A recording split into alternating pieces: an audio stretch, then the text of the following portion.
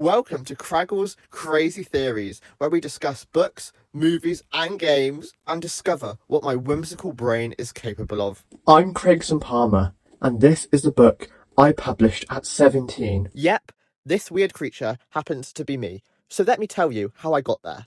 By the way, I just got my braces tightened, and they hurt so much. The only book I would ever read in primary school was this thing called Diary of a Roblox Noob, which was basically about this noob going through lots of different Roblox games, and I was obsessed. At that time, I literally despised reading any other book. So I decided to do what most 11-year-old kids do.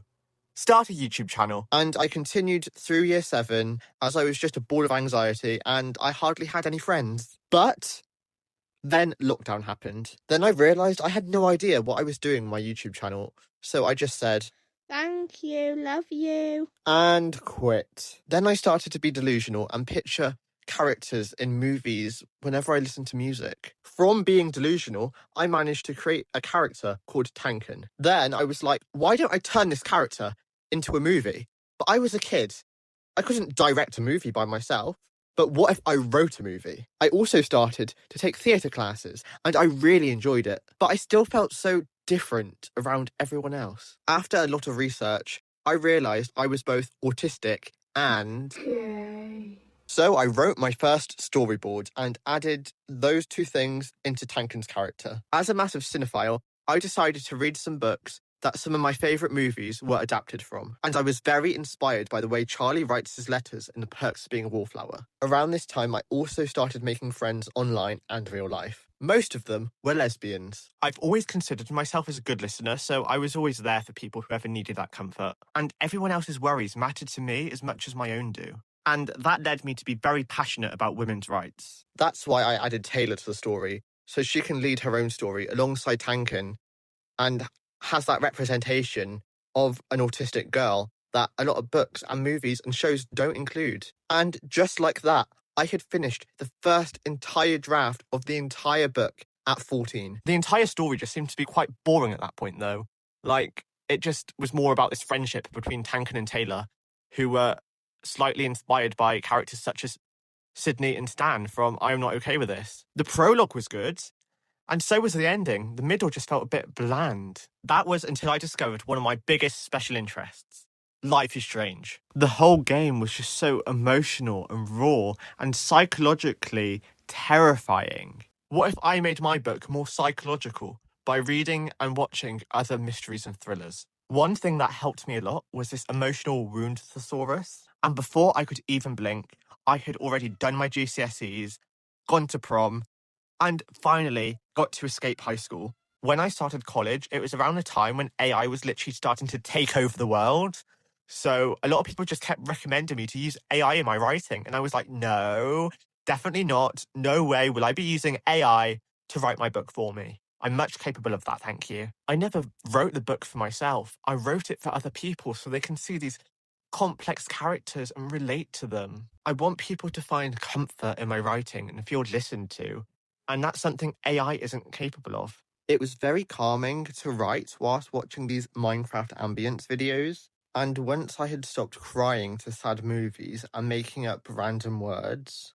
I'm currently editing the Halloween chapter of my book, and there's a scene where these two lesbians are at a Halloween party, and I realised I completely made up a new word.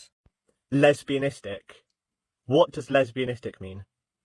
If you are watching this right now, I just want to congratulate you, because you are very lesbianistic. It was then time for the editing and formatting process, which was the hardest part through the entire writing journey, to the point where I had to watch thousands of tutorials because I had no idea what I was doing. But I was just an unemployed teenager who had no one else to do it for me, so I just had to do everything myself, including designing the cover that I made on Canva. Editing was stressing me out, so I just randomly came back to YouTube with this random Roblox video, and I have no idea why I did that. Once I turned 17, I attempted to re-edit the book again. Luckily, I found a website called Pro Writing Aid, which helped me fix my grammar and spelling mistakes, and used Word Hippo to strengthen my sentences and find more stronger synonyms. And in July, I had the amazing opportunity to meet the famous author Holly Jackson. Bro, why do I stand so awkwardly? I literally stand like Bill Hader. My posture looks so awful. It's literally like this guy. Okay, Holly, why don't you just mog me, why don't you? She was actually so lovely though. And when I read her the first line of the prologue, she was like, "What?" And that really boosted my confidence. Then it was finally time to upload my manuscript to Amazon KDP, which also required a lot more tutorials. And by Christmas Eve, I had officially published the book. Then Seishi Jade Sandoval surprised me with this amazing cover art. This hand-sketched masterpiece was so much better than the monstrosity I had made on Canva. Next step was turning it into an ebook, which was a much more complicated process than I ever imagined it to be.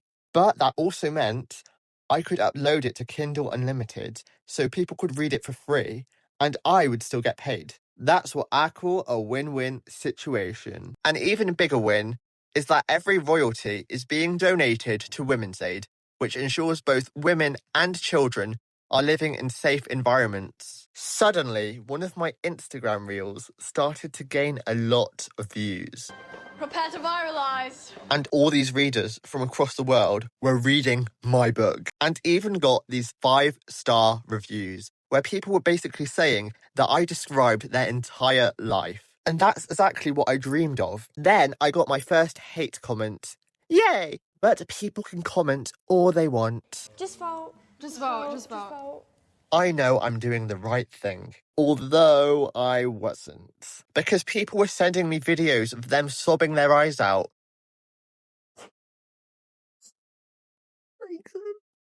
Craigson Palmer, you are not allowed to write another book ever again. Uh-oh. I mean, it is a very depressing book. And it does warn you at the beginning, so sorry about that.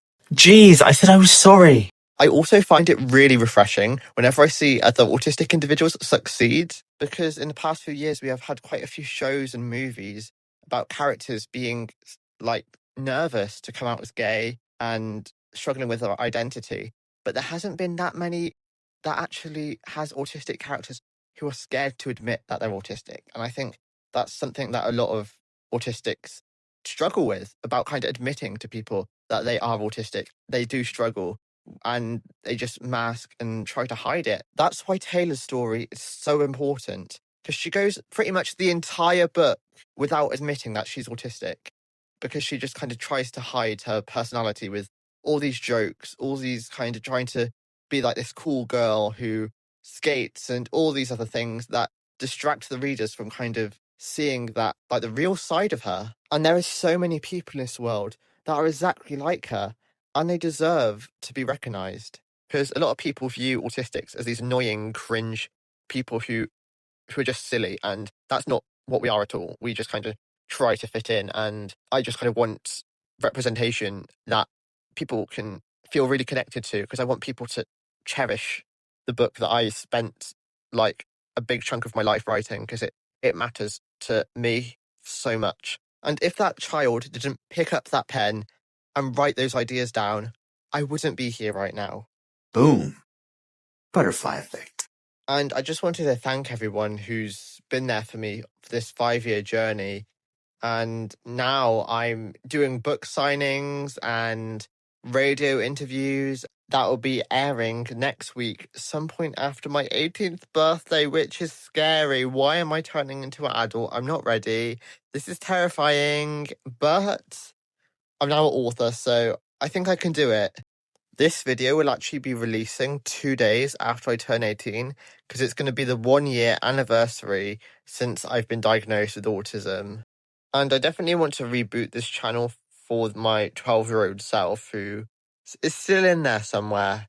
And I have more plans for more books, so I'm not going to stop writing. And my next book will be about a Palestinian woman, which I'm really excited to start writing, because I have planned this book for about a year, and I think it will also matter to a lot of people. So, bye y'all. Thank you for watching. Bye-bye. If you are interested in checking out Deep Faded, it is linked below in my link tree, as well as all my other socials.